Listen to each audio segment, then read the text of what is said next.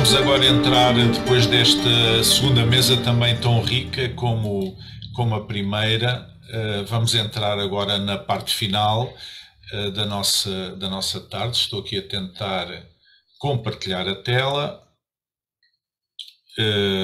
que é constituída por este debate, este tempo agora de debate, antes do encerramento, com o professor Paulo Mendes Pinto, um debate à volta deste tema, como sobreviver num mundo violento, com todos os oradores de hoje, da manhã e da tarde também, e eu gostaria de começar aqui a agarrar em alguma coisa que vem da última intervenção, para depois avançarmos, uma vez que vamos falar mais com certeza da atualidade, e não tive a oportunidade de dizer isso devido à falta de tempo, mas faria isto como um ponto de partida para o nosso debate. Nós vimos aquela declaração, aquela inicial do Richard Dawkins, que foi aqui citada pelo professor Jonatas Machado, a inicial, que diz tudo menos chamar pai ao Deus do Antigo Testamento, a Yahvé. Mas, tal como Saramago, Dawkins viu, no meu entender, viu o Deus do Antigo Testamento pelos olhos dos homens que tinham a noção de uma divindade étnica. Estou a falar dos hebreus. Ora bem, quando eu digo, isto tem a ver com o conceito de Deus, o conceito da divindade. Quando eu digo que, especialmente os deuteronomistas, portanto, aqueles que escreveram os livros históricos do Antigo Testamento e que se referem a Deus realmente, que dá para fazer uma interpretação, uma pessoa que desconheça muito bem o contexto, aquela interpretação horrível inicial do Dawkins, nós temos que perceber que, quando eu digo que os hebreus viam Yahvé como um Deus étnico, o Deus da sua etnia, o Deus dos hebreus, não estou a dizer que o Deus do Antigo Testamento era um Deus étnico. O Deus revelado no Antigo Testamento, na minha perspectiva como cristão, era um Deus universal, que depois é, digamos, a revelação suprema de Deus é na pessoa de Jesus Cristo, não é? A expressa imagem da pessoa do Pai, como diz no Novo Testamento, e que realmente veio armar a sua tenda no meio do arraial da humanidade, veio habituar entre nós, veio-se fazer Emmanuel, Deus conosco, Deus entre nós. Mas, claro que a revelação de Deus é progressiva, e naquele contexto, os hebreus, do meu ponto de vista, viam o seu Deus, com a diferença em relação aos povos cananitas e outros os povos pagãos, gentios, viam como o seu Deus étnico, apesar de ser um Deus único, não é? Que era uma singularidade do tempo antigo, nesta altura que estamos a falar.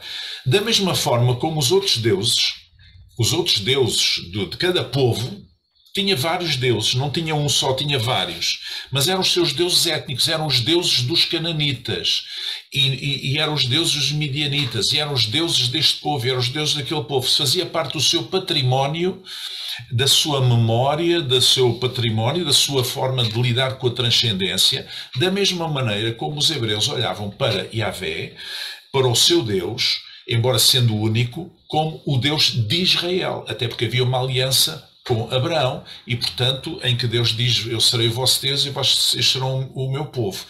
Nesta perspectiva, parece-me a mim que se compreende que os escritores do Antigo Testamento, ao referirem-se a Deus, estão-se a referir como um Deus que luta por eles, como um Deus que os defende, como um Deus protetor e que, portanto, luta contra os seus inimigos. E daí toda essa violência talvez possamos compreender melhor. Tem a ver com o conceito de Deus. Mas, por outro lado, nós vemos que o primeiro povo que aparece com um conceito de um Deus ético é o Deus dos hebreus, na Antiguidade. Nenhum outro Deus tem se apresenta de uma forma tão ética, digamos assim, como, e vemos isso na lei de Moisés, vemos, e já foi aqui citado, vemos isso nos 10 mandamentos, vemos isso em que Deus exige uma determinada postura, um determinado comportamento ao seu povo, digamos, tudo na base de uma ética, coisa que não era comum entre os deuses dos povos daquela altura. Bom, isto é uma maneira como eu vejo, talvez, não sei se vocês concordem ou não, não quer dizer que Deus fosse um Deus étnico, mas era visto por eles dessa maneira. Era o seu Deus, não era o Deus de mais ninguém.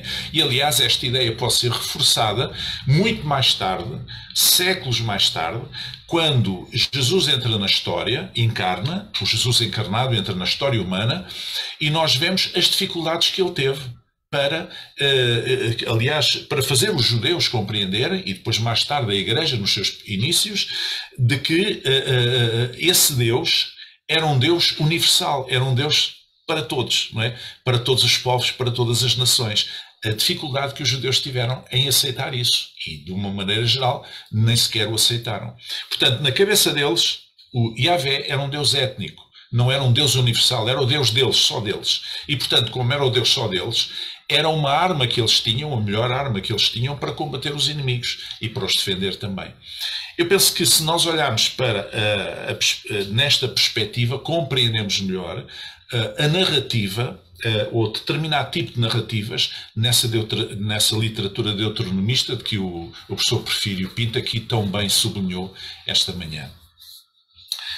Bom, mas isto era apenas uma coisa que eu gostava de partilhar para reflexão, e é uma forma como eu compreendo, que me ajuda a compreender melhor porque é que esse retrato que é feito desse Deus, do Deus do Antigo Testamento, que é feito hoje por pessoas do século XXI, apesar de nós tentarmos contextualizar historicamente, não é?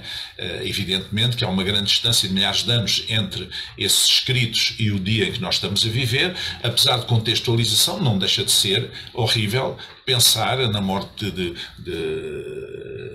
mulheres, de crianças, de animais até, muitas vezes, embora também alguns especialistas no Antigo Testamento digam que muitas vezes as hipérboles eram muito usadas quando se diz que não restou animal nem nenhum ser vivo, etc., que era uma forma hiperbólica de dizer que foi uma vitória retumbante, não é? Não quer dizer que tivessem matado toda a gente, passado toda a gente ao fio da espada.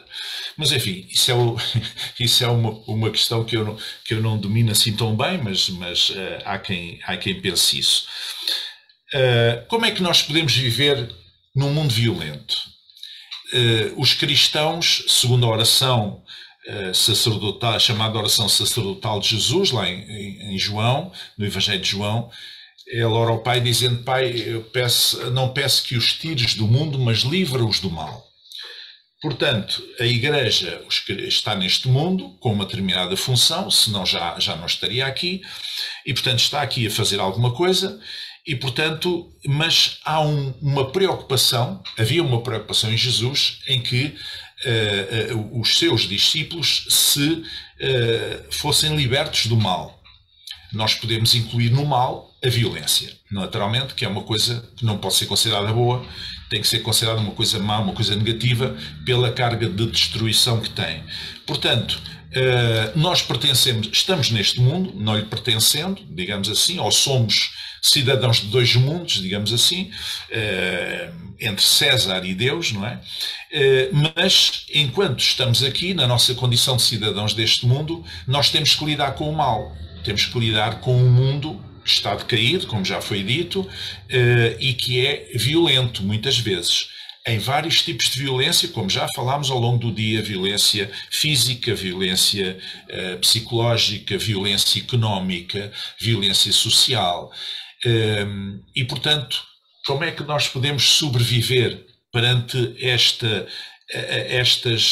estas formas de violência, múltiplas formas de violência que se nos apresentam, que se nos deparam no dia-a-dia, com que códigos, com que conduta, com que postura, com que maneira podemos nós lidar e ajudar os outros que têm a mesma fé do que nós, que são cristãos também, a lidar com esta violência, com este mundo violento. A palavra é vossa. Eu introduziria uma provocação, sem correr o risco de ser simplista ou reducionista, de que a melhor forma de se viver ou sobreviver num mundo violento seríamos combater essa violência através de uma não violência por meio da educação, no primeiro momento, e aí entra aquilo que Hans Kuhn coloca, a importância do diálogo nesse aspecto, quando ele diz que não há paz entre as nações sem paz entre as religiões, não há paz entre as religiões sem diálogo entre as religiões, e não há diálogo entre as religiões sem pesquisa de base nas religiões. E ontem, inclusive, eu fiz uma reflexão bastante interessante a respeito da importância da alfabetização religiosa, uma vez que o analfabetismo generalizado a respeito da religião muitas vezes é a fomentadora de dissensões, de disputas e de certos conflitos onde a violência acaba se tornando uma tônica. Então, eu penso que entra também o papel não só da educação, mas também do direito, até porque já foi dito que onde o direito não prevalece, a educação encaminha. Mas penso também que onde a educação ela não encaminha, o direito deve prevalecer. Então, eu penso que o direito e a educação, nesse aspecto, são instrumentos que podem, de alguma maneira, tornar-nos, dentro de uma sociedade que vive sob esse imperativo da violência, seres mais, digamos, dialogáveis, no sentido de compreender as diferenças. Quando a gente faz um estudo, por exemplo, da antropologia, se percebe claramente que a antropologia nasce com uma perspectiva colonizadora, de conhecer para dominar. E com o passar do tempo, isso vai se alterando. Agora, nós não temos o conhecimento para o domínio, mas o conhecimento para o respeito. E aí entra aquilo que Levinas propõe, que é a ética da alteridade, né? Desse olhar à face do outro e perceber o outro em sua humanidade. E nesse sentido, eu penso que esse seria um caminho possível para sobreviver num mundo violento. Educação e leis que se façam valer onde a intolerância, muitas vezes, prevalece.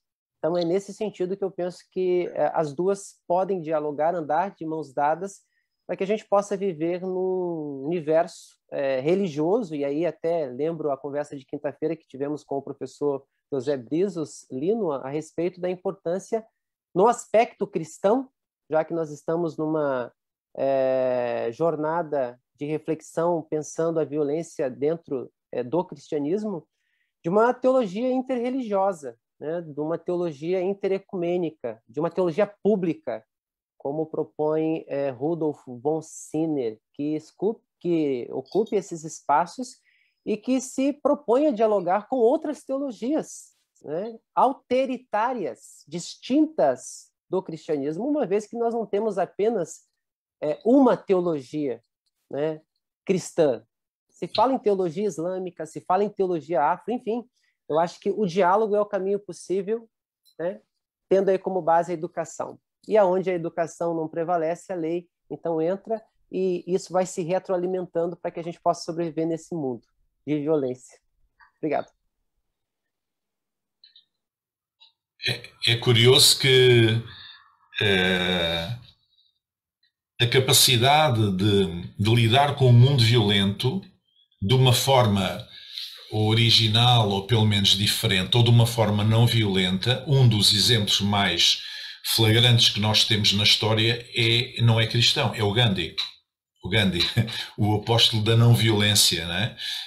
O Gandhi que, curiosamente, dizia que gostava imenso da figura de Jesus Cristo, admirava imenso a figura de Jesus Cristo. Já em relação a alguns cristãos, já ele tinha algumas dúvidas, não é? Porque ele teve algum contacto na África do Sul com alguns cristãos e, enfim, não foi das melhores experiências que ele teve. Mas a figura de Jesus Cristo era fantástica para ele, não é? Portanto, nós temos esse exemplo, temos o exemplo também do Mandela, de certa forma, não do Mandela antes de ser preso, mas depois dos 27 anos que passou na cadeia por querer que o seu povo fosse livre, não é? E que depois, quando saiu, teve a grandeza de alma de não procurar a vingança, mas de procurar que, digamos, que a população, os vários povos que constituem a África do Sul, pudessem conviver pacificamente. Digamos, portanto, há aqui outros exemplos na humanidade de vias não violentas, digamos assim, para resolver dificuldades e até para lutar contra injustiças, não é? Em alguns casos. Mas eu creio que não é só a questão da educação e do direito, mas talvez até, como cristãos, e todos nós somos cristãos, a questão da hermenêutica, já se falou nisso hoje. Eu acredito que alguma, especialmente na área da violência doméstica, como o Paulo Mazarém falou hoje, é preciso, se calhar, rever alguma hermenêutica que leva a que as pessoas tomem atitudes violentas em nome de Deus ou em nome da Bíblia, quando isso não tem qualquer suporte, digamos, hermenêutico, não é possível. Portanto, há uma hermenêutica abstrusa que leva a que as pessoas pensem que estão a funcionar em nome de Deus, ou que estão a agradar a Deus e estão, no fundo, a destruir. Eu já ouvi falar de situações concretas de pessoas, de líderes religiosos cristãos que amaldiçoam determinadas pessoas.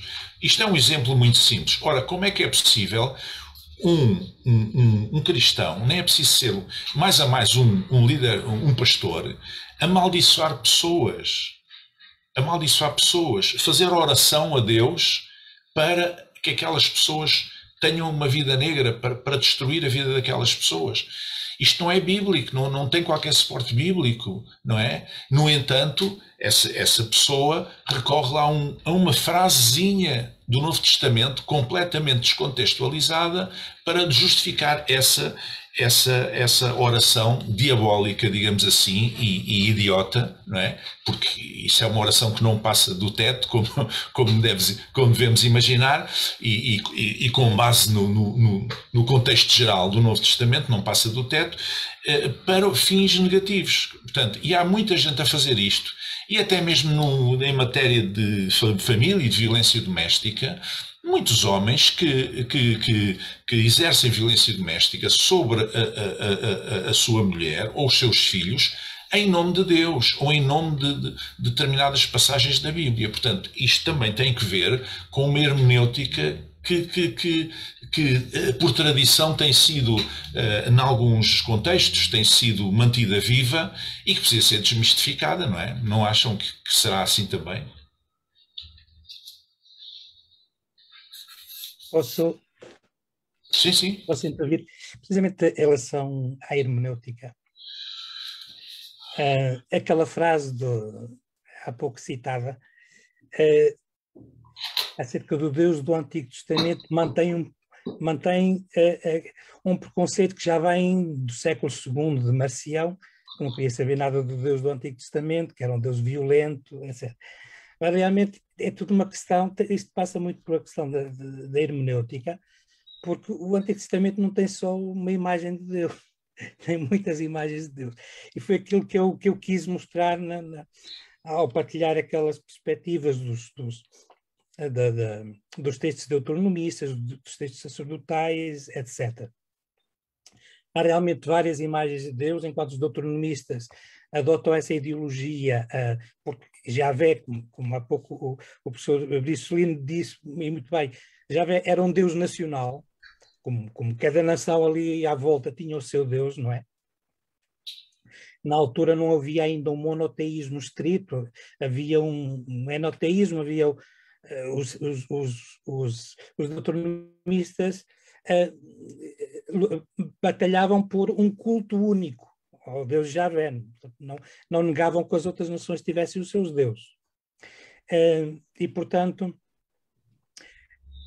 há essa questão, como Javé era o Deus nacional, atribuíam a esse Deus também umas características guerreiras que ia diante do povo para conquistar os territórios, etc. E nós também podemos lembrar-nos também do que aconteceu no cristianismo, quer dizer, que na Península uns se lutavam por São Jorge, outros se lutavam por Santiago. Quer dizer, a evocação de uma figura religiosa, sagrada, que conduzisse as batalhas, isso está um pouco nas mentalidades também, não é? Mas, precisamente, na questão da hermenêutica, como privilegiei aquela atitude de mostrar várias imagens de Deus, não falei de um episódio que é o episódio de Caim e Abel, que tanto preocupou Saramago, mas que é um belíssimo mito sobre a origem da violência. Ali explica-se que de onde aparece a violência. A violência, no caso ali de Caim e Abel, nós vemos os dois irmãos gêmeos, oferecem um sacrifício a Deus e Deus privilegia o sacrifício de Abel, em detrimento de Caim. Mas isso não quer dizer que ele não aceite Caim. Pelo contrário, a seguir até vai-lhe dizer, tem cuidado, agora não caias no pecado. Aliás, nesse episódio é a primeira vez na Bíblia hebraica onde aparece o termo pecado. Às vezes fala-se no pecado original no capítulo 3, mas o pecado original devia ser, se calhar, procurado aí no capítulo 4, porque é precisamente aí que se fala no pecado. Deus adverte Caim, uma preocupação de um pai para um filho, para ter cuidado para não pecar. E o que acontece? Isso mostra que a experiência humana cotidiana, que a vida está feita de imprevisibilidades, desigualdades inexplicáveis, e a pessoa tem que fazer face a essas desigualdades e não se deixar guiar pela frustração, porque o problema da violência, a violência nasce precisamente da frustração. E o que acontece com Caim é que ele fica frustrado, ainda vai para falar ao irmão, mas no texto hebraico mesmo, no original hebraico, não chega a dizer nada, porque quando se está frustrado e em cólera, as palavras acabam por não sair, acaba por não haver comunicação, acaba por não haver diálogo. E de tal modo que o que segue a isso é realmente o ato violento, e Caim mata o seu irmão. Isso é uma boa parábola para aquilo que é a violência no nosso mundo de hoje, que eu acho que, quer dizer, meter Deus na confusão não vale a pena. Isto é uma questão de experiência humana cotidiana, de saber lidar com a frustração e não se deixar levar pela violência, porque depois a violência traz mais violência. Nós vemos nesse mesmo episódio que Caim fica preocupado porque, quer dizer, já pensa que outros o vão matar, não é? É esse círculo de violência em que se entra e que depois é difícil sair dele. Eu acho que sim, que é um problema de educação, um problema também de hermenêutica, de saber ler os textos que têm muita influência na vida cotidiana das pessoas. E, portanto, através disso pode haver uma educação para a não violência. Não sei, posso pegar um gancho com o que o professor Porfírio coloca? Como? Posso pegar um ganchinho aqui com o que o professor Porfírio destaca? Porque quando eu me refiro à educação, a hermenêutica, ela exatamente compreende essa questão.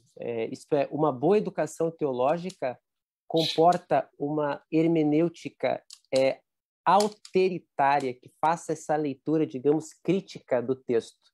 E aí, quando a gente fala em violência doméstica no contexto cristão, tendo como fonte aí uma má interpretação bíblica, e eu diria, sobretudo, antropológica, é nesse caminho que a gente pode perceber como a violência ela é interpretada, e eu vou partir agora do meio evangélico para a gente ver que a leitura da violência pelos protestantes históricos é totalmente diferente da violência feita muitas vezes pelos neopentecostais, que espiritualizam e demonizam a violência, muitas vezes diabolizando, remindo muitas vezes o agressor e eximindo ele, em certo sentido, de qualquer culpa, uma vez que aquilo que ele fez sob o estado de uma suposta possessão. Então não é ele, é o que está nele. Logo, se não é ele e é o que está nele, então a gente precisa orar. Orar por ele, expulsar o demônio dele, para que ele, então, pare com essas atitudes violentas. Então, nesse aspecto, me parece que o agressor ele acaba perpetuando. E se a igreja, ou o pastor, ou o sacerdote que trata essa demanda, ele, de alguma maneira, não chame a responsabilidade pelo ato, a igreja corre o risco, muitas vezes, de estar sendo conivente com uma prática violenta, porque se confunde o que é antropológico com o que é espiritual. E me parece que, nesse sentido, é que a violência acaba se perpetuando dentro dos espaços religiosos. E aí, é claro, depois a gente poderia fazer menção de alguns textos, mas a gente quer ouvir os outros colegas também. Obrigado. É verdade, a questão dos neopentecostais que o Paulo Mazarém acabou de falar é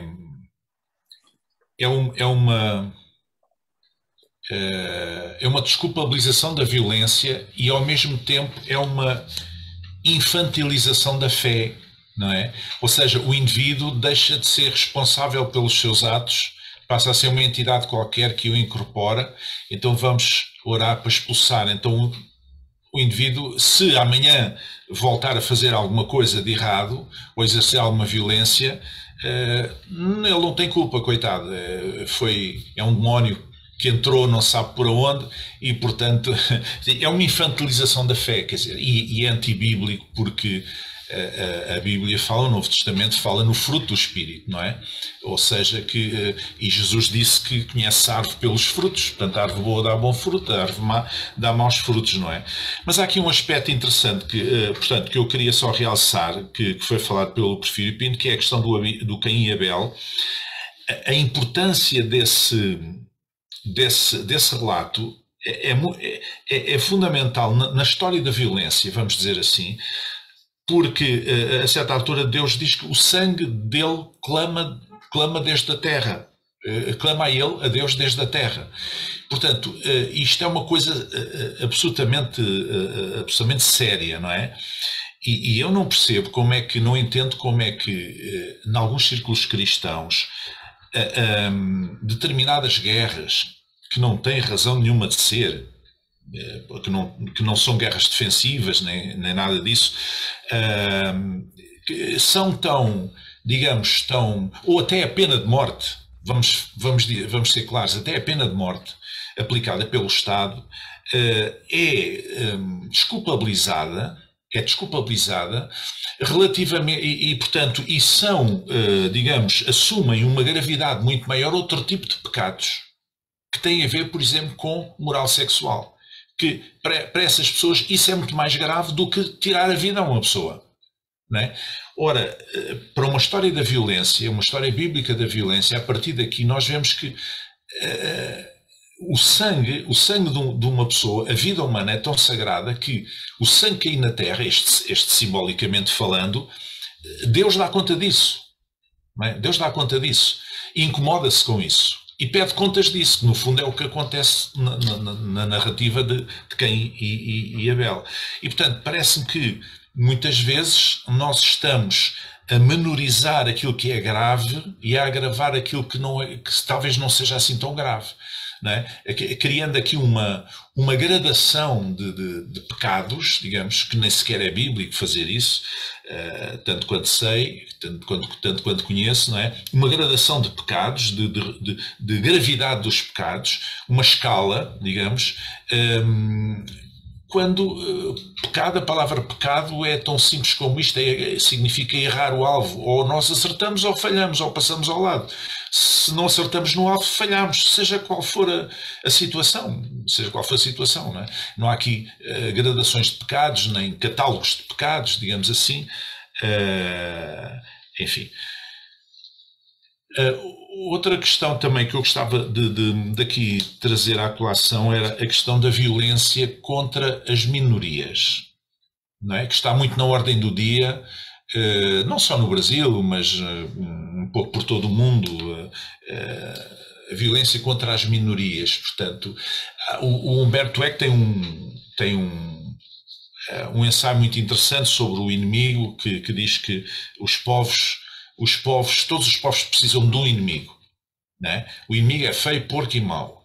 E, portanto, todos os povos precisam do inimigo para, no confronto moral com ele, se sentirem superiores.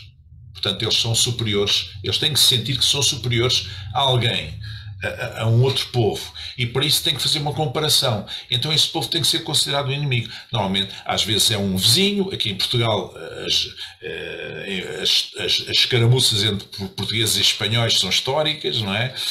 Nós falamos muito da padeira de Aljubarrota, que havia não sei quantos espanhóis, e das guerras com os espanhóis. Se calhar os espanhóis, nos seus livros de história, ensinam às crianças que eles é que aviavam os portugueses, se calhar, não sei. Cada povo conta a história à sua maneira, não é? Mas é preciso ter um inimigo, quer dizer, é quase que uma necessidade ter um inimigo. Isto é uma coisa humana, é uma necessidade humana. A pessoa precisa se sentir valorizada. É um bocado como aquelas pessoas que precisam de rebaixar os outros para se sentirem alguém. É claro que isto é uma deficiência do caráter da pessoa, naturalmente. Nós não precisamos rebaixar ninguém para sermos o que somos. Já dizia o apóstolo Paulo, sou o que sou pela graça de Deus, não é? Cada um é o que é e mais nada, não é? Mas há pessoas que têm necessidade de rebaixar os outros para elas sobressaírem. E com os povos, em termos coletivos, também acontece um bocadinho isso. Então nós precisamos do inimigo. Então, muitas vezes, ou algumas vezes, também há cristãos que elegem determinadas minorias como seus inimigos, fazem disso uma bandeira, como se isso fosse a coisa mais importante que tinham para fazer, pondo de lado, digamos, a essência da grande comissão que Jesus deixou aos discípulos, não é? E elegem aquelas minorias como sendo as pessoas a combater. E isto é uma violência contra as minorias, uma violência verbal, uma violência até teológica, podemos dizer assim. Não sei, gostava de ouvir os teólogos, temos aí um teólogo, ou alguém, ou outro colega qualquer. Fabrício, é contigo. Eu posso comentar, sem problema. Bom, eu acho interessante essa questão, porque eu acho que não tem como a gente desvencilhar a questão da violência contra as minorias, e seja elas qual forem, mas, por exemplo, no Brasil, a principal, talvez, que a gente tenha no momento é a violência contra homossexuais, né? Eu acredito que essa tara da moralidade é algo presente no meio cristão, assim, há longo tempo, né? Querendo ou não, o cristianismo sempre parece, né? Principalmente, eu acredito que desde Agostinho, sempre teve uma tara com essa questão do sexo e das proibições morais e por aí vai. Então, nesse sentido, a linha caminha até hoje, infelizmente. Mas eu não consigo desvencilhar essa violência contra essas minorias do discurso da verdade que muitas vezes é propagado no caso do cristianismo, pelo cristianismo.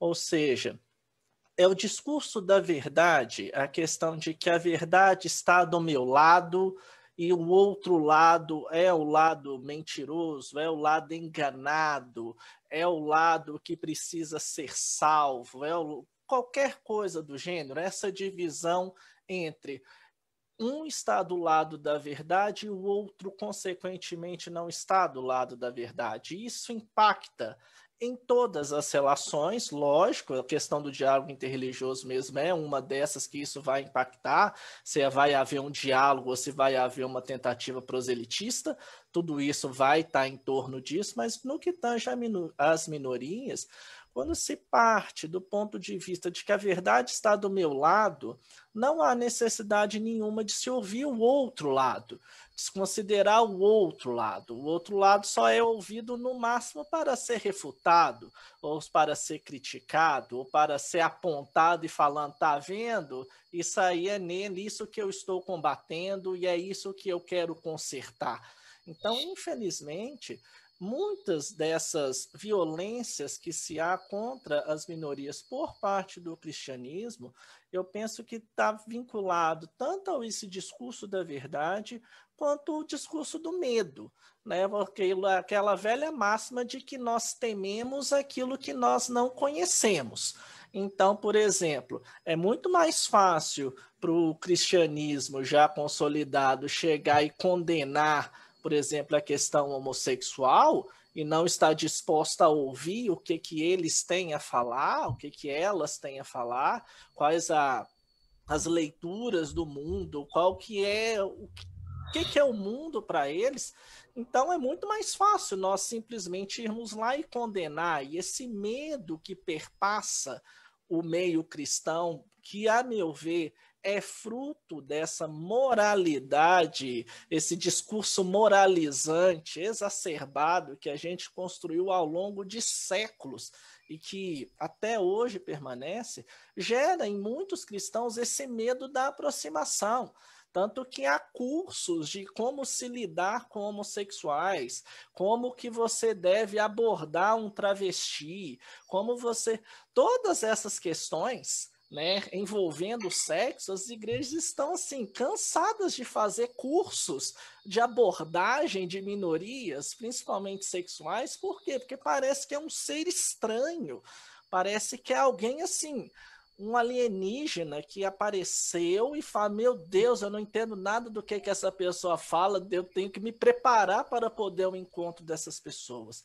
E isso vai totalmente na contramão daquilo que a gente costuma chamar da pedagogia de Jesus, né? A pedagogia do amor, da abertura, do ouvir atento, ou até mesmo da compreensão trinitária que nós cristãos temos de Deus. Deus enquanto amor aberto, enquanto dança, né, a dança do amor de Deus, se a gente quiser usar o termo técnico da pericoresis, né, essa dança que é a Trindade, que chama todos para participar dessa ciranda maravilhosa que é o amor, a gente esquece disso, de que o Deus cristão é aberto, ele não tem essa segregação que nós que colocamos, e por causa disso nós atacamos esses que nós não conhecemos. Nós atacamos por medo e porque nós assumimos um discurso de que a verdade está do nosso lado. Então, nesse sentido, o cristianismo, em muitos casos, presta um desserviço muito grande para a consolidação de uma cultura de não violência. E, nesse sentido, nós pecamos. E aí entra nessa questão que tanto o Paulo, o Porfírio falaram, e o Brices também, de uma pedagogia, de uma hermenêutica do texto bíblico, porque esse medo, esse discurso da verdade, na maioria das vezes, ele está ancorado nessa má hermenêutica do texto bíblico, numa leitura literal do texto e todas aquelas confusões que todos nós já ouvimos, se estamos em igrejas minimamente há algum tempo, já ouvimos alguma batatada teológica do texto. Então, eu acho que esse ponto é fundamental. E aí, abrir mão Não abrir mão da busca da verdade, porque esse ponto não. As religiões que abrem mão da busca da verdade, então para que elas existem? Então, se elas não estão preocupadas com a verdade, com o que é, afinal de contas, o sentido último da existência e por aí vai, não é abrir mão da questão da verdade, mas é perceber e ter a humildade de perceber que a verdade ela é sempre vista a partir de um determinado ângulo. Ninguém tem uma visão completa das coisas. Nós sempre vemos a partir de determinado ponto. E quando nós tomamos essa consciência, aí nós conseguimos manter uma identidade cristã, assumir a identidade cristã de, olha, nós cremos nisso, a nossa forma de leitura do texto, Deus para nós é assim, e por aí vai, mas sabendo que essa é uma leitura possível a respeito da verdade, não a leitura última, a leitura, assim, suprassumo a respeito dessa verdade. E se a gente toma essa consciência, eu acredito que a gente coopera para uma não violência contra, principalmente, as minorias. Então, acho que passa mais ou menos por aí. Posso fazer uma consideração?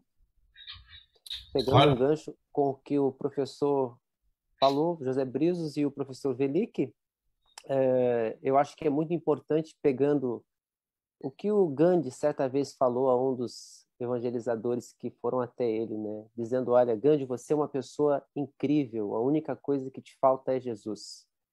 E Gandhi olhou para os evangelizadores e disse o seguinte, olha, o seu Cristo eu aceito, mas o seu cristianismo eu não aceito, porque a forma como vocês vivem o cristianismo de vocês nega o espírito do vosso Cristo, e nisso eu não tenho parte. Ou Kierkegaard, né, quando foram perguntar para ele se ele era cristão, ele disse o seguinte, olha, se o padre é, eu não sou. Se o padre é, eu não sou. Se eu sou, o padre não é. Então, Nietzsche fez uma leitura também bastante, digamos, provocadora no Anticristo sobre essa questão do cristianismo e o distanciamento. Inclusive, ele faz um elogio a Cristo, dizendo que o único cristão morreu na cruz foi Jesus, mostrando esse hiato, né, essa distância, esse gap entre a vida daqueles que se dizem ser seguidores de Jesus a respeito da vida do próprio Cristo. E aí agora eu falo como cientista da religião, pensando nessas questões de leitura, porque de fato são questões bastante polêmicas. Se a gente pega, por exemplo, de um lado e fragmenta isso em dois mundos, quando se trata de leituras do tipo das minorias, o que a gente vai encontrar hoje? Como laboratório social mesmo para a gente pensar essa questão. A gente vai encontrar, de um lado, pessoas que entendem que a escritura ela é heteronormativa e, portanto, essas minorias devem, de alguma maneira, se adequar ao que o livro diz. Então, nesse aspecto, a gente coloca no outro grupo os que têm uma leitura mais progressista, né, e não conservadora. E esse grupo vai dizer, olha, esse grupo aqui, conservador, está equivocado porque faz, de fato, uma leitura equivocada do texto. E aí, obviamente, a grande questão e o grande desafio que se impõe é como conciliar esses dois grupos com leituras completamente antagônicas no mundo que a gente vive.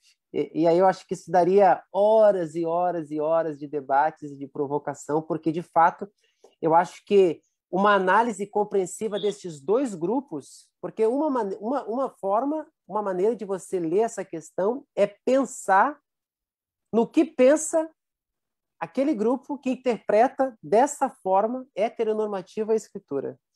E de outro é entender de que forma isso é usada como violência contra essa minoria. Então, essa é uma provocação bastante singela que eu acho que a gente mereceria aí um debate numa próxima jornada de cristianismo contemporâneo. A questão também da violência está sempre ligada aos fundamentalismos, inclusivamente religiosos, e nós vemos isso de uma maneira transversal nas religiões. Nós vemos fundamentalistas hindus, fundamentalistas, portanto, muçulmanos, portanto, a chamada jihad, fundamentalistas cristãos, fundamentalistas até judeus. Portanto, um antigo primeiro-ministro, Yitzhak Rabin, foi assassinado por um fundamentalista judeu, ainda jovem. No Oriente há outros fundamentalismos. Portanto, a questão do fundamentalismo está sempre ligada à questão da intolerância, da falta de aceitação e da violência, no fundo. E, portanto, este é o mundo que nós estamos a viver. Depois há um outro fenómeno, que é aquilo que eu chamo o populismo religioso. Eu tenho estudado um pouco essa matéria. Há pouco saiu um livro aqui na Ciência das Religiões sobre esse assunto, que eu escrevi com um outro colega, sobre aquilo que eu chamo populismo religioso. Não me refiro a líderes religiosos que usem uma narrativa ou uma ação, digamos, de tipo religioso para se imporem. Não é isso. E nós sabemos que desde o Nicolás Maduro falar com os passarinhos, ou falou com o passarinho com uma mensagem que o anterior presidente lhe passou, desde o Salvini no Parlamento italiano estar com o crucifixo na mão, etc. Portanto, não estou a falar disso. Eu nem falo da invocação religiosa que muitas vezes esses líderes populistas utilizam. Falo de populismo dentro das religiões. E isto não está muito estudado. Há um autor que lhe chama um subtipo de populismo, não é? Mas o que é que eu fiz? Eu fui fazer um levantamento dos sinais que definem o que é o populismo, e procurei aplicá-los ao mundo religioso para ver se existiam algumas pontes, alguma comparação ou não. E, de facto, a comparação verifica-se em muitos aspectos. Portanto, de certa forma, a violência está associada ao fundamentalismo e, de certa forma, também aos populismos. Porque os populismos, normalmente, ou são de extrema esquerda ou de extrema direita, em que passam por cima das instituições, passam por cima do que é normal numa democracia, digamos assim, ou numa convivência sã e fraterna entre as pessoas, e vai eleger algum grupo social como inimigo a abater. A tal necessidade de ter um inimigo para mobilizar as hostes, não é? À volta do líder contra essas pessoas. E, portanto, isto passa-se também no mundo religioso, especialmente nos meios neopentecostais. Mas não só. E noutras religiões também, não é só no cristianismo. Portanto, isso já está estudado, também acontece no Islão, também acontece até no judaísmo, pelo menos nos monoteísmos acontece, e certamente nas outras também. Portanto, digamos que este mundo violento que nós estamos aqui a falar, como é que nós podemos sobreviver, é um dado adquirido. Aliás, Jesus disse: no mundo tereis aflições, no sentido de no mundo passareis por aflições. Nós não as temos, elas não são nossas. Elas passam por nós, não é? Passareis por aflições, mas tendo bom ânimo, eu venci o mundo, como quem diz, no meu nome, vocês vencerão também, não é? E, portanto, é um dado adquirido, não é? Agora, como é que um cristão pode viver num mundo violento? Falou-se aqui em educação, falou-se aqui em uma hermenêutica bíblica correta, uma boa teologia, falou-se aqui em direito, falou-se aqui em não querermos ser fundamentalistas, isto é, não queremos ter a verdade única, não é? Porque normalmente os fundamentalismos partem exatamente daí, há uma verdade única, e quem não tiver nesta verdade pode estar à beira do caminho, mas não está no caminho, está fora. E, portanto, eu tenho que o ir salvar, eu tenho que o ir, portanto, ou então tenho que o combater, tenho que o manter longe para me preservar a mim mesmo. No fundo, isto é um pouco a história das religiões, não é? É um bocadinho a história das religiões. Nós vimos como, quando foi a Reforma, no século XVI, e depois no Concílio de Trento, a estratégia que se fez, quer dizer, aqueles 3 pilares de estratégia para combater a Reforma Protestante, que era o Códex, portanto a censura, não se podia publicar nada para que as pessoas não lessem outras coisas que não fosse a ortodoxia oficial. Uma dinâmica nova, digamos, na Companhia de Jesus, que foi a guarda avançada para combater a influência protestante na Europa, e depois também o Tribunal do Santo Ofício, não é? A Inquisição, para resolver as situações que não se resolvessem de outra maneira. Portanto, tudo isto fala-nos de violência, tudo isto fala-nos de fundamentalismo, tudo isto fala-nos de uma verdade única.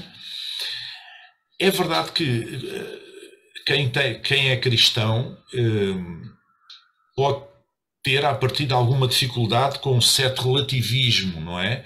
Do pensamento pós-moderno. Como quem diz, então agora cada um tem a sua verdade. Isto não.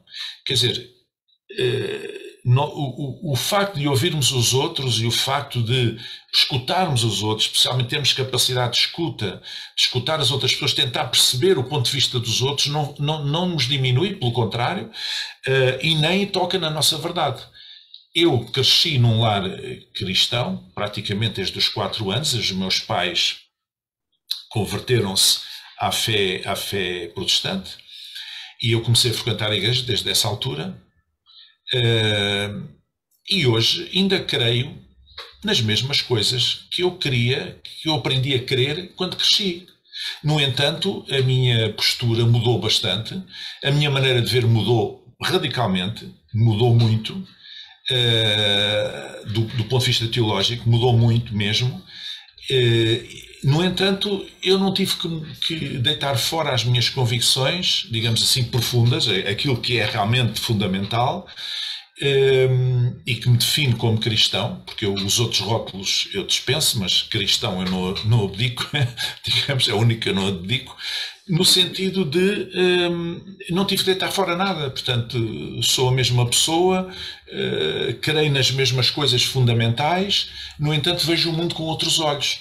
Também cresci, também amadureci, também vi muitas outras coisas, e portanto a experiência também nos mostra, nos abre portas, nos abre novos horizontes, não é? Mas eu não tive de deitar nada fora.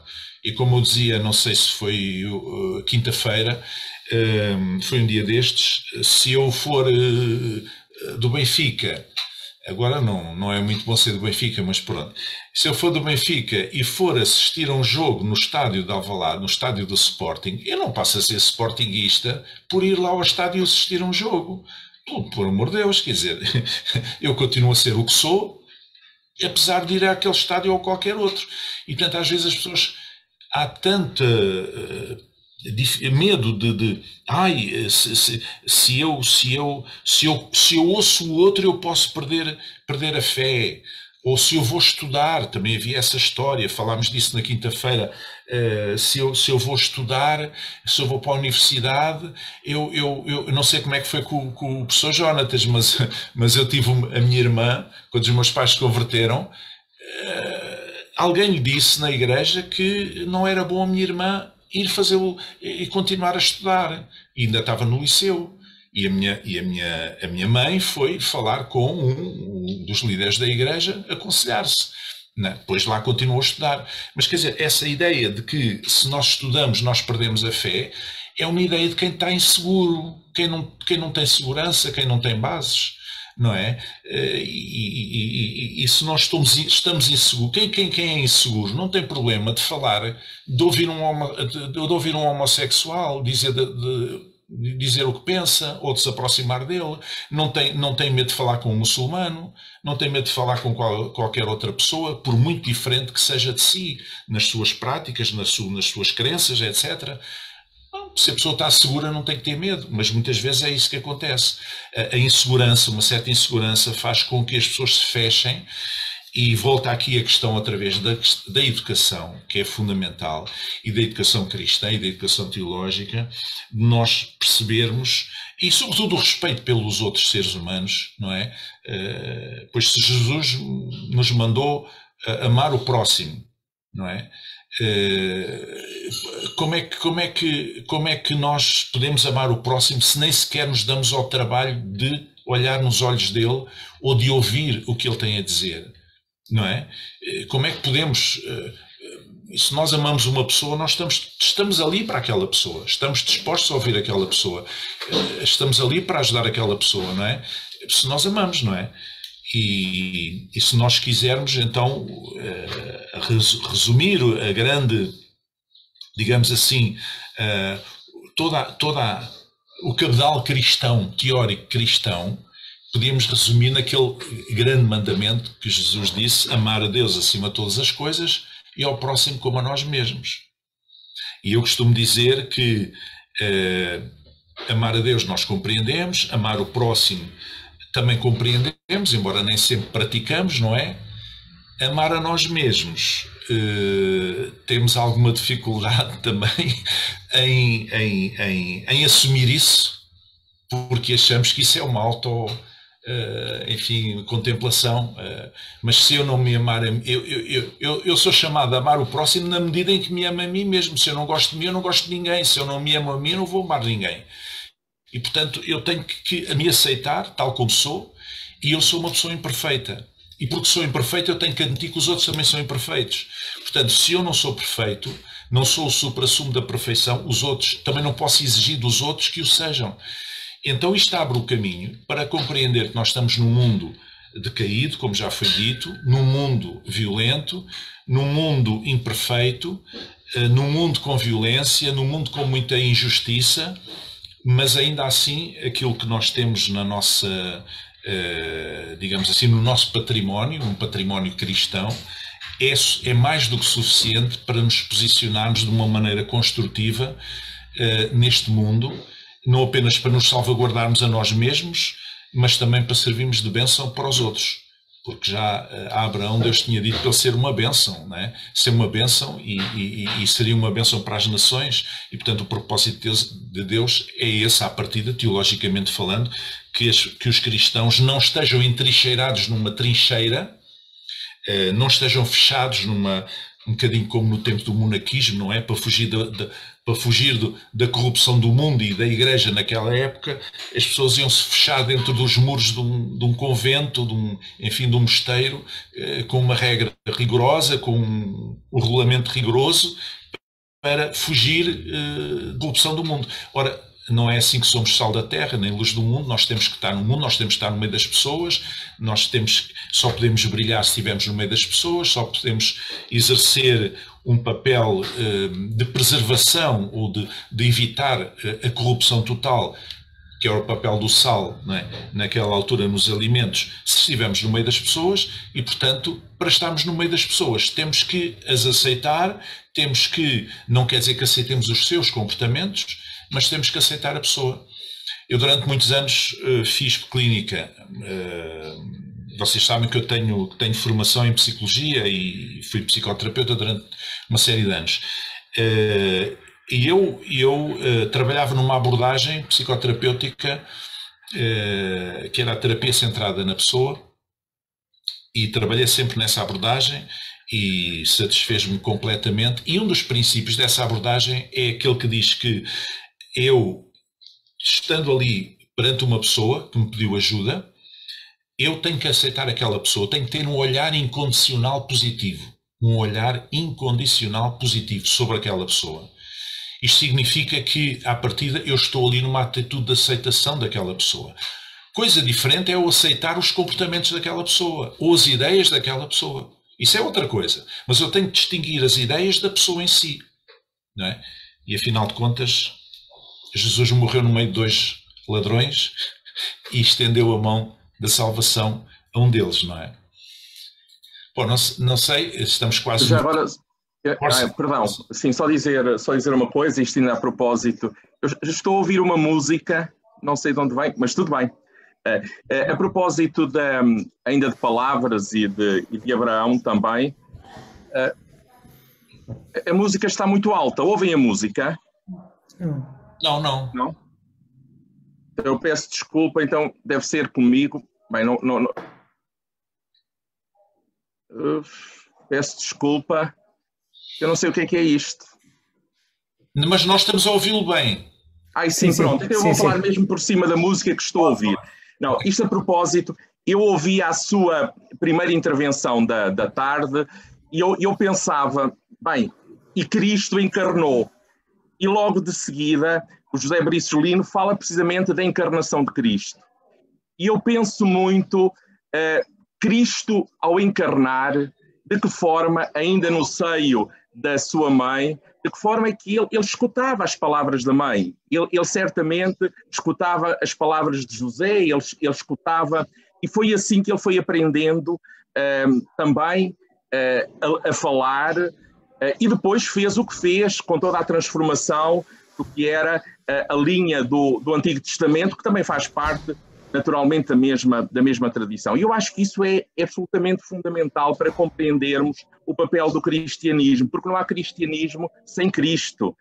O caminho, a verdade e a vida, bem, foi ele próprio, ele disse de si próprio.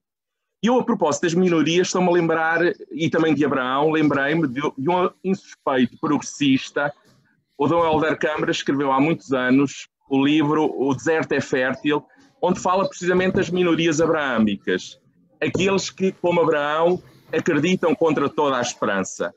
E na verdade que entram, a partir da identificação do que são os grandes problemas da Igreja e do mundo, que entram em cooperação, em que discutam uns aos outros, e nessas minorias abraâmicas ele chegava ao ponto de dizer que até os humanistas ateus faziam parte das minorias abraâmicas. Mas não deixa de ser curioso ele falar de minorias a esse propósito. E falar, e que tal como Abraão, acreditavam contra toda a esperança.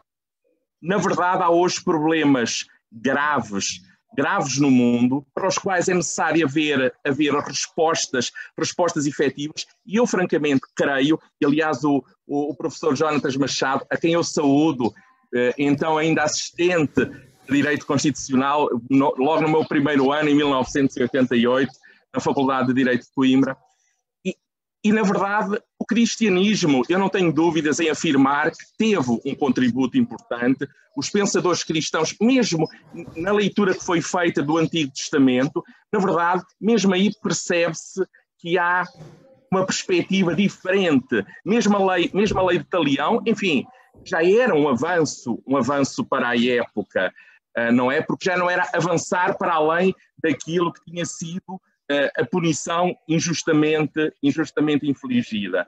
E é precisamente nesse contexto que eu hoje, quando falava daquele encontro extraordinário dos líderes políticos dos países da SECA a 6, antes mesmo de ser assinado o Tratado de Paris, em que juntos se reuniram para rezar, para orar ao mesmo Deus. Eu acho que isto é realmente, o mundo é muito complexo, o mundo tem problemas muito sérios, e eu creio que muitas vezes há a tentação de nos desviarmos daquilo que é o essencial. A minha convicção profunda apesar de tudo, o contributo do cristianismo é um contributo essencial. Claro que nós podemos, a propósito do relativismo, e um bocadinho como Bento XVI ou Ratzinger antes, enfim, há aqui de facto um domínio de escolhas, enfim, que é o domínio do relativo, e depois há os fundamentos da própria democracia, que são eles fundamentos morais. De facto, eu devo dizer o seguinte, eu não consigo deixar de pensar, eu acho que este também mas isto é pessoal, mas eu não consigo deixar de pensar na comunidade. Na verdade, uma comunidade que é constituída por pessoas que pensam coisas muito, muito diversas, mas pegando também na encíclica Fratelli Tutti, não tenho dúvidas que o próprio título é provocatório, porque quando eu aqui há tempos falava, e aliás eu dava conta disso também na minha intervenção da manhã, quando eu falava a propósito com um teólogo bastante conhecido da fraternidade, e ele me dizia, não me fale de fraternidade, porque isso é impossível, fale-me apenas, eu contento-me com um mundo de sócios, em que as pessoas se respeitem como sócios. E eu acho que esse é o mínimo. Esse é o mínimo. Mas, de facto, falar desta possibilidade de nos considerarmos o outro que está ao nosso lado. Olha, eu, por exemplo, benfiquista, me confesso, já estive no estádio de Alvalade com um amigo sportinguista e cada um apoiava o seu clube, e a nossa amizade não foi minimamente beliscada. Pelo contrário, foi reforçada. E eu acho que estas são as grandes questões para as quais nós precisamos de dar um contributo decisivo e informado também. Dão-me licença, posso... estão a ouvir? Sim. Posso falar? Sim, força. Se me dão a possibilidade, vou só pegar em 3 ou 4 deixas aí das vossas interessantíssimas colocações e desde já saúdo o Dr. José Bricelino por esta iniciativa. Acho que é muito importante, digamos, este diálogo em torno das questões religiosas que foram talvez descuradas um bocado pelo positivismo, pelo cientismo, pelo anticlericalismo, mas que realmente não foram embora, não é? Eles pensavam que as questões religiosas não era necessário estudar, não é necessário ocuparem-se delas, porque elas iam naturalmente embora, mas não, pelo contrário, vieram com toda a força e acho que as universidades precisam de se ocupar delas e, portanto, acho que esta iniciativa é muito interessante. Uma notinha sobre o Caim e Abel, não é? Quando Deus se aproxima de Caim e lhe pergunta onde é que está o teu irmão, e ele pergunta, mas será que eu sou o guardião do meu irmão?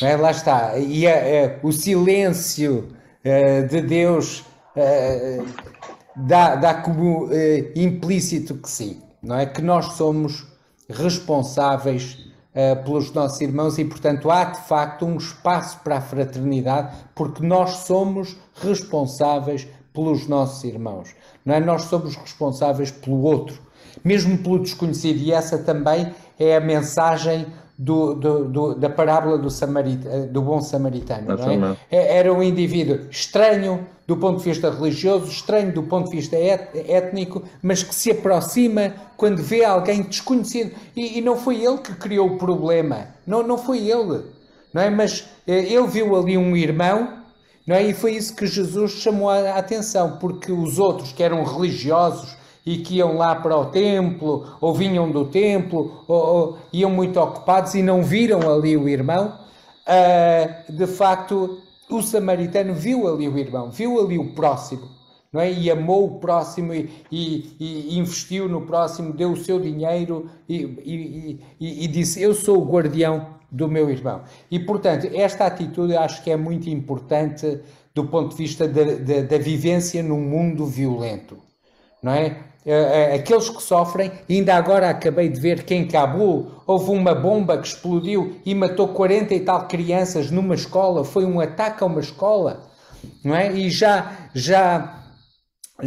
nas guerras do Peloponeso, a certa altura, se conta que os trácios tinham atacado uma escola e matado as crianças na escola, e isso já nessa altura era do pior que se podia fazer, e nós, lá está, nós somos os guardiões aí, e isso tem muito a ver também com a postura que os Estados têm que tomar, que o Conselho de Segurança tem que tomar, que as nações têm que tomar, que a União Europeia tem que tomar, que os Estados Unidos têm que tomar.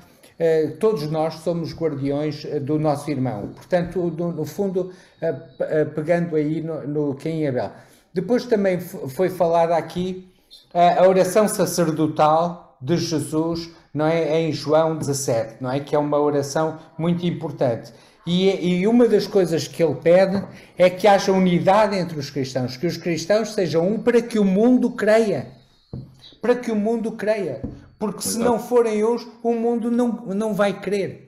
Não vai querer. O que é que acontece muitas vezes? Não é? Houve a reforma protestante por questões muito complexas, mas depois caiu-se digamos, num problema hermenêutico sério, não é? E insolúvel, que é cada um é o seu próprio Papa desde que tenha uma Bíblia à mão.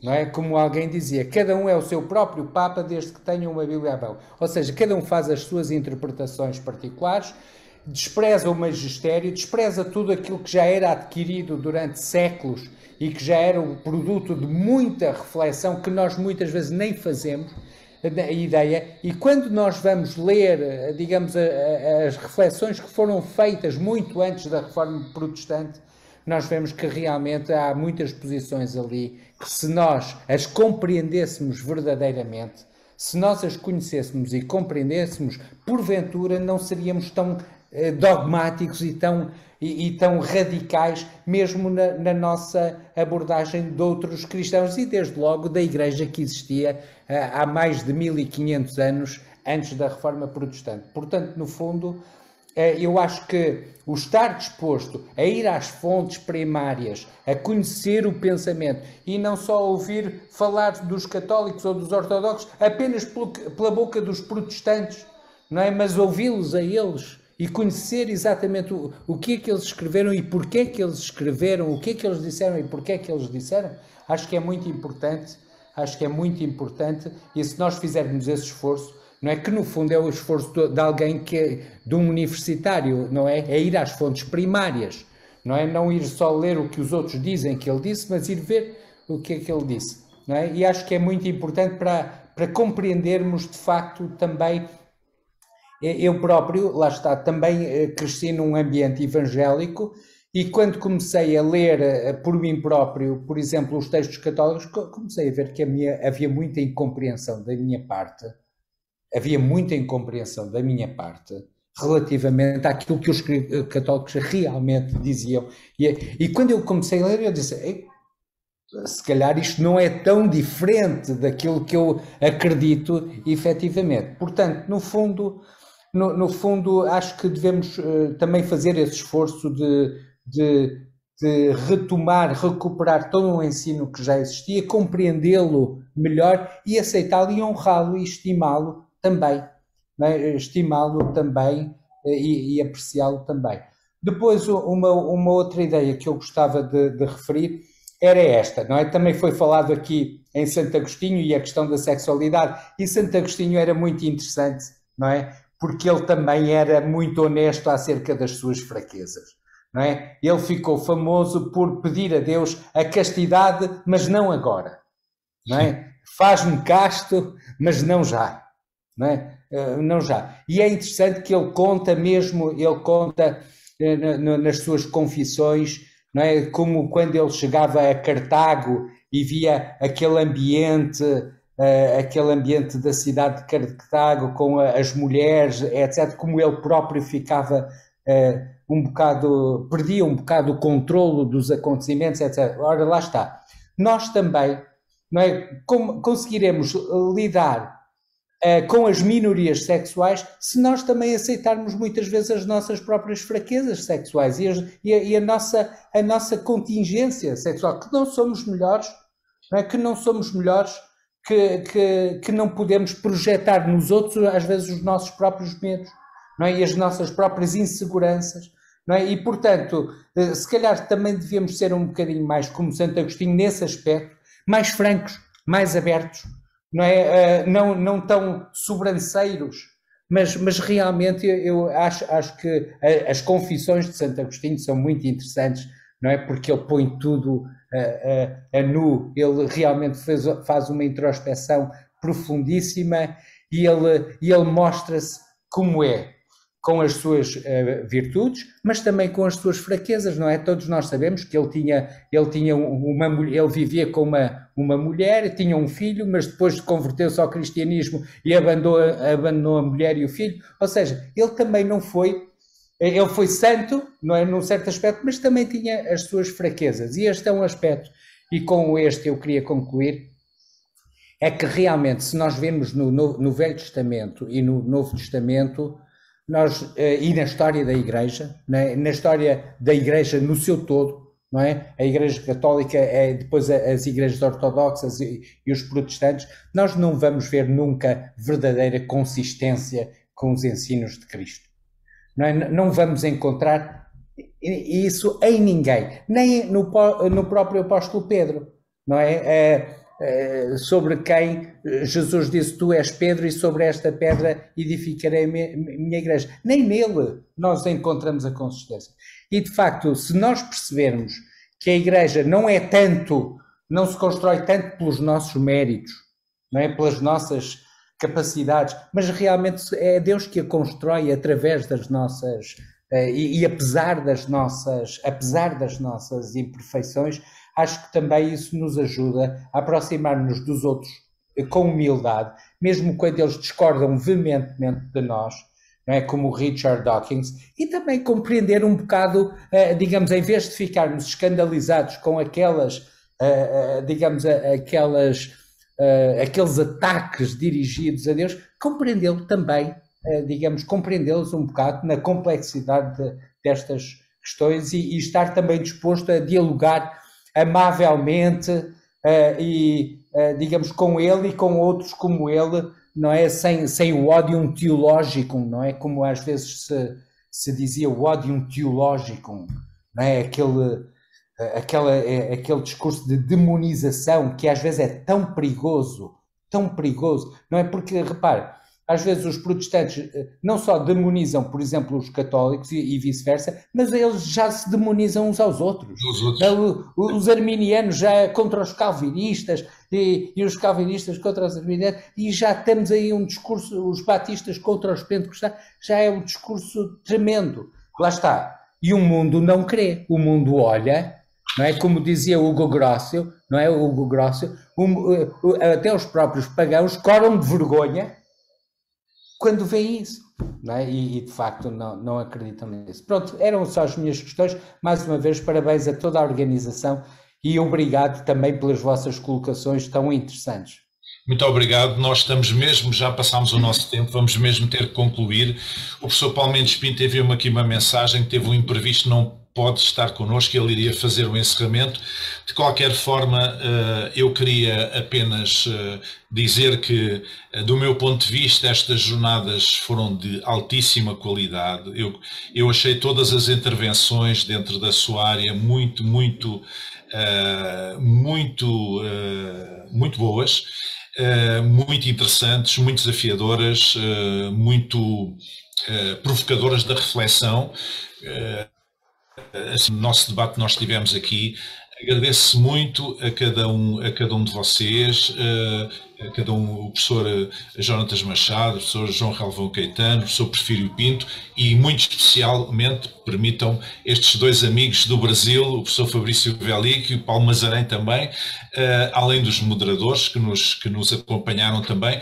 E agradecer também às pessoas que nos ouviram ao longo deste dia, tanto em Portugal como no Brasil, como em Angola e eventualmente noutros lugares. E queria só reforçar, terminando com uma ideia que deixou aqui o professor João Relvão Caetano, sobre os contributos da fé cristã. De facto, nós não falámos muito nisso porque falámos no problema, mais nos problemas relacionados com a fé e violência.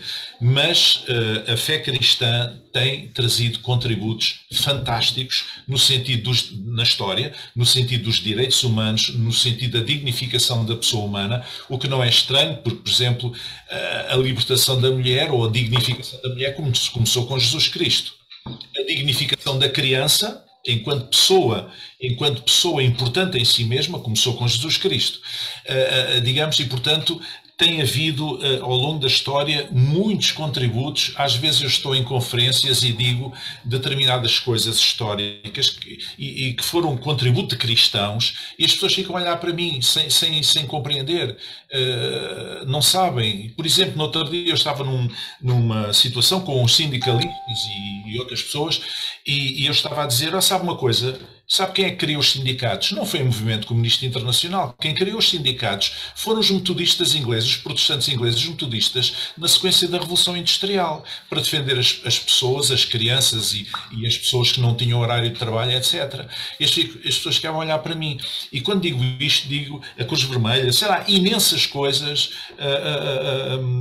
portanto, organizações que têm a ver com direitos humanos, com preservação, com o ambiente, etc. Têm sido grandes contributos ao longo da história, o fim da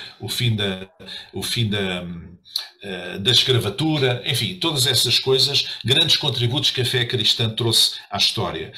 E eu queria terminar com esta nota. O cristianismo, e eu sou suspeito para dizer isto, mas vou dizê-lo, o cristianismo é uma forma fantástica e revolucionária, talvez a forma mais fantástica e revolucionária de se viver, mas para quem o quiser viver tal e qual ele é. O problema é que muitos ao longo da história passaram ao lado, não viveram exatamente como ele é, e daí as aberrações que nós aqui falamos. Mas quem o quiser viver de uma forma pura, de uma forma genuína, é uma postura revolucionária, é uma fé revolucionária e fantástica. Pelo menos é aquilo em que eu acredito. Muito obrigado, meus amigos. Obrigado. E a todos os que estão a ouvir, e obrigado pelos vossos contributos e a vossa paciência. Até à próxima. Obrigado, até à próxima. Até à próxima. Deus, obrigado.